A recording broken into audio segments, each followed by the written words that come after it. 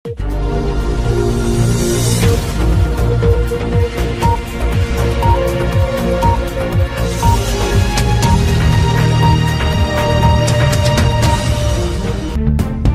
দূতাবাস আংশিক সরানোর ঘোষণা, নিরাপত্তা ঝুঁকি কি সত্যি ভয়াবহ?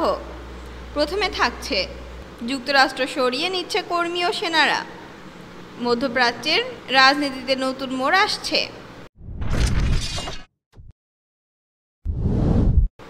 আরও জানিয়ে দেব, ভারতের সঙ্গে পূর্ণমাত্রা যুদ্ধ এখন সবচেয়ে সম্ভাব্য, বিলাওয়াল ভুট্টো।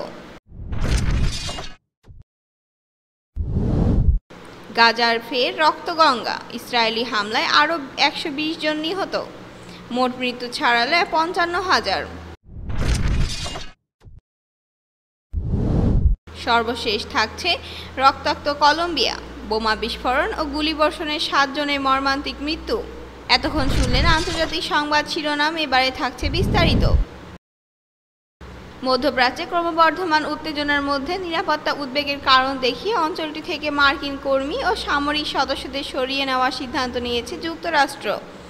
স্থানীয় সময় বুধবার মার্কিন প্রেসিডেন্ট ডোনাল্ড ট্রাম্প জানান, যুক্তরাষ্ট্র মনে করছে মধ্যপ্রাচ্য এখন এমন এক সময় পৌঁছেছে যেখানে পরিস্থিতি হঠাৎ করে বিপজ্জনক রূপ নিতে পারে।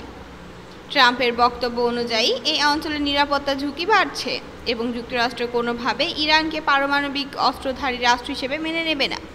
তার এই মন্তব্য কূটনৈতিক অঙ্গনে নতুন করে উত্তেজনার বার্তা দিচ্ছে, বিশেষত ইরানকে ঘিরে মার্কিন অবস্থান আরও কঠোর হয়ে ওঠার ইঙ্গিত মিলছে।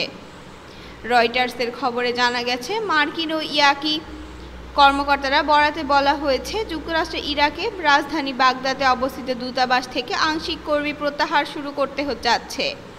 এছাড়া মধ্যপ্রাচ্যের আশেপাশে বেশ কিছু স্থাপনা থেকেও সামরিক সদস্যদের নিজ দেশে ফেরার অনুমতি দেওয়া হচ্ছে। তবে এই প্রত্যাহারের সুনির্দিষ্ট কারণ প্রকাশ করা হয়নি। 4 জন মার্কিন এবং 2 জন ইরাকি কর্মকর্তা বিষয়টি নিশ্চিত করলেও তারা ঠিক কী ধরনের নিরাপত্তা হুমকি নিয়ে এই সিদ্ধান্ত নেওয়া হলো তা খোলসা করেননি। এর ফলে এই পদক্ষেপ ঘিরে জল্পনা আরও বাড়ছে। মধ্যপ্রাচ্য নিয়ে এমন গুরুত্বপূর্ণ সিদ্ধান্তের প্রভাব পড়েছে বিশ্ববাজারেও, বিশেষ করে তেলের দামে বড় ধরনের উল্লফন দেখা গেছে। শুধুমাত্র প্রত্যাহারের খবর প্রকাশের পরপরই আন্তর্জাতিক বাজারে তেলের দাম 4%-এরও বেশি বেড়ে যায়। বিশ্লেষকদের মতে, মধ্যপ্রাচ্য থেকে মার্কিন প্রভাব কমে যাওয়ার সম্ভাবনা থাকলেও তা বিশ্বজুড়ে জ্বালানি যোগান এবং মূল্যবৃদ্ধিতে প্রভাব ফেলতে পারে।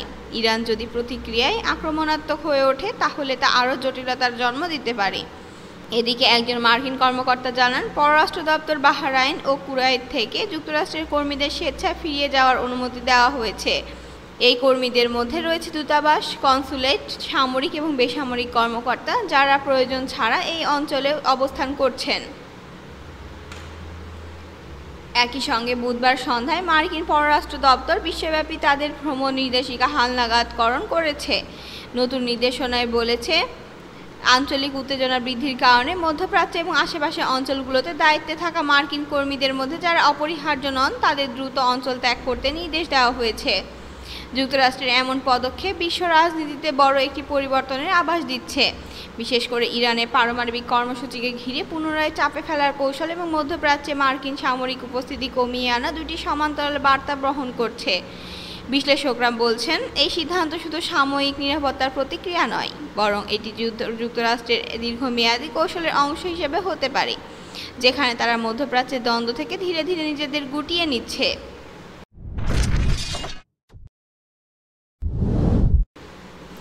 ভারতের সঙ্গে পূর্ণমাত্রা যুদ্ধ এখন সবচেয়ে সম্ভাব্য, বিলাওয়াল ভুট্টো। পাকিস্তানের সাবেক পররাষ্ট্রমন্ত্রী এবং পাকিস্তান পিপলস পার্টির চেয়ারম্যান বিলাওয়াল ভুট্টো জারদারি সতর্ক করেছেন, ভারতের সঙ্গে পূর্ণমাত্রা যুদ্ধের আশঙ্কা এখন অতীতের যে কোনো সময়ের তুলনায় অনেক বেশি। নিউ ইয়র্ক পোস্টকে দেওয়া এক সাক্ষাৎকারে তিনি বলেন, দক্ষিণ এশিয়া যুদ্ধের সীমারেখা ভয়ানকভাবে নিচে নেমে এসেছে।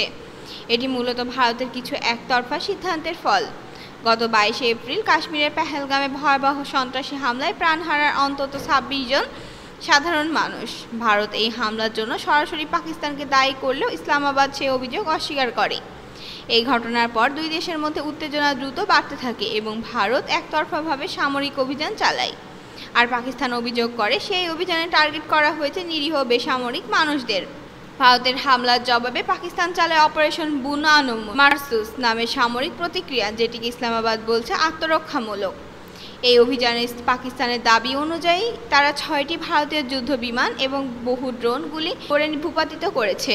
এই সংঘর্ষে চলে টানা প্রায় 87 ঘণ্টা। পরিস্থিতি এতটাই ঘোলাটে হয়ে ওঠে যে যুদ্ধের আশঙ্কা দানা বাঁধে পুরো অঞ্চলে। বিলাওয়াল দাবি করেন, এই উত্তপ্ত পরিস্থিতিতে মার্কিন প্রেসিডেন্ট ডোনাল্ড ট্রাম্প ও পররাষ্ট্রমন্ত্রী মার্কো রুবিওর হস্তক্ষেপে দুই দেশের মধ্যে যুদ্ধবিরতি সম্ভব হয়েছে। তিনি বলেন, আমরা মার্কিন সরকারের এই উদ্যোগের জন্য কৃতজ্ঞ, তবে এটিকে কেবল একটি শুরু হিসেবে দেখছি। আমাদের লক্ষ্য এই যুদ্ধবিরতি যেন স্থায়ী শান্তি এবং গঠনমূলক কূটনৈতিক সংলাপের পথ তৈরি করে। 36 বছর বয়সী এই রাজনীতিক আরও বলেন, এই সংঘাতের কারণে পুরো দক্ষিণ এশিয়া এখন আর আগের চেয়ে অনেক বেশি অনিরাপদ। পাকিস্তান ও ভারতের মধ্যে পূর্ণমাত্রার সামরিক সংঘর্ষ এখন ইতিহাসের সবচেয়ে সম্ভাব্য পর্যায়ে পৌঁছেছে। তিনি দৃঢ়ভাবে বলেন, উত্তেজনার বর্তমান মাত্রা আরেকটি বড় ধরনের যুদ্ধের মুখোমুখি করতে পারে উপমহাদেশকে, যদি তা সময় মতো শান্তিপূর্ণ পথে না মোড় নেয়। গাজায় ফের রক্তগঙ্গা। ইসরায়েলি হামলায় আরও 120 নিহত, মোট মৃত্যু ছাড়ালো 55,000। গাজা উপত্যকায় ইসরায়েলি হামলা অব্যাহত থাকায় নতুন করে প্রাণ হারিয়েছেন আরও অন্তত 120 জন ফিলিস্তিনি। নিহতদের মধ্যে অর্ধশতাধিক মানুষ ত্রাণ সংগ্রহ করতে গিয়ে হামলার শিকার হন। এ ঘটনায় আহত হয়েছেন আরও অন্তত 363 জন। এসব তথ্য উঠে এসেছে বৃহস্পতিবার কাতার ভিত্তিক সংবাদ মাধ্যম আল জাজিরার এক প্রতিবেদনে। গাজার স্বাস্থ্য মন্ত্রণালয়ের তথ্যমতে বুধবার সকাল থেকে বিভিন্ন ত্রাণ বিতরণ কেন্দ্রে হামলায় প্রাণ গেছে 57 জনের, আহত হয়েছেন আরও 363 জন। এই বিতরণ কেন্দ্রগুলো পরিচালিত হচ্ছিল গাজা হিউম্যানিটারিয়ান ফাউন্ডেশনের মাধ্যমে, যা যুক্তরাষ্ট্র ও ইসরায়েল সমর্থিত একটি সংস্থা।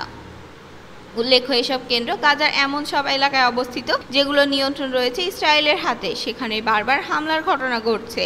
প্রতিবেদনে বলা হয়েছে, গত একদিনে ইসরায়েলি বিমান ও স্থল হামলায় গাজা উপত্যকায় নিহত হয়েছেন 120 জনের বেশি মানুষ। এই নিয়ে চলমান যুদ্ধ শুরু হওয়ার পর থেকে উপত্যকায় মোট প্রাণহানির সংখ্যা 55,000 ছাড়িয়ে গেছে। প্রাণে বাঁচতে খাবারের পেছনে ছুটলেও রক্ষা মেলেনি অনেকের। তারা গুলির মুখে পড়ে মারা যান বলে স্থানীয় সূত্র জানিয়েছেন। ফিলিস্তিনিদের ওপর হামলার ঘটনায় আবারও নিন্দা জানিয়েছেন জাতিসংঘ, তবে হামলার দায় অস্বীকার করেছেন ইসরায়েলি সেনাবাহিনী।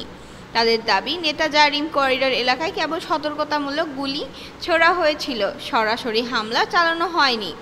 অবশ্য এত প্রাণহানির মাঝেও বিতর্কিত ত্রাণ সংস্থা GHF এর কার্যক্রমকে বড় সাফল্য হিসেবে আখ্যা দিয়েছে ইসরায়েল। বিষয়টি নিয়ে আন্তর্জাতিক মহলে আবারও প্রশ্ন উঠেছে। রক্তাক্ত কলম্বিয়া, বোমা বিস্ফোরণ ও গুলিবর্ষণে 7 জনের মর্মান্তিক মৃত্যু। কলম্বিয়ার শান্তিপ্রিয় এলাকাগুলো যেন হঠাৎই পরিণত হয়েছে রণক্ষেত্রে। ভয়াবহ এক ধারাবাহিক সন্ত্রাসী হামলায় প্রাণ হারিয়েছেন অন্তত 7 জন, আহত হয়েছেন আরও 50 জনের বেশি। এমন সন্ত্রাসী তাণ্ডব কলম্বিয়ার সাম্প্রতিক ইতিহাসে অন্যতম রক্তাক্ত অধ্যায় হিসেবে বিবেচিত হচ্ছে। বৃহস্পতিবার কাতার ভিত্তিক আন্তর্জাতিক সংবাদ মাধ্যম আল জাজিরা জানিয়েছে, দেশটির দক্ষিণ পশ্চিমাঞ্চলে এই হামলাগুলো চালানো হয়েছে। মূলত পুলিশ, প্রশাসনিক ভবন ও পেশাসামরিক স্থাপনাগুলো ছিল এই হামলার লক্ষ্য। দেশটির তৃতীয় বৃহত্তম শহর কালি এবং এর পার্শ্ববর্তী এলাকার নিরাপত্তা প্রায় ভেঙে পড়ে এসব সন্ত্রাসী হামলার ফলে। কলম্বিয়ার প্রতিরক্ষা মন্ত্রণালয়ের দেওয়া তথ্য অনুযায়ী একদিনের ব্যবধানে মোট 19টি হামলা চালানো হয়েছে। এর মধ্যে কাউকা অঞ্চলে 12টি এবং ভ্যালদেল কাউকা অঞ্চলে 7টি হামলা হয়েছে।